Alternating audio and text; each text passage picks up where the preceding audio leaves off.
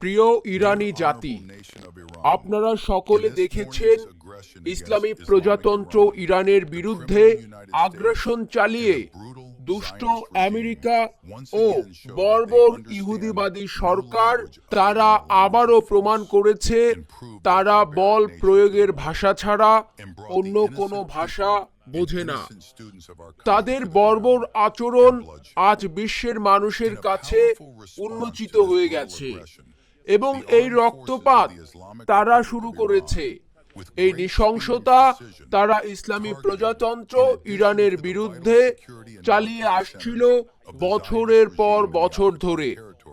এর বিপরীতে আমরা দ্রুততা ও নির্ভুলতার সাথে এই অঞ্চলের 14টি সামরিক কেন্দ্র ছাড়াও জায়নবাদী ও আমেরিকার সামরিক ঘাঁটিতে আমরা বজ্রপাতের মাধ্যমে হামলা চালিয়েছি, যার মাধ্যমে শত শত আমেরিকান ও আগ্রাসী বাহিনীরা হতভম্ব হয়ে গেছে। আমাদের এই জবাব আরো বাড়বে।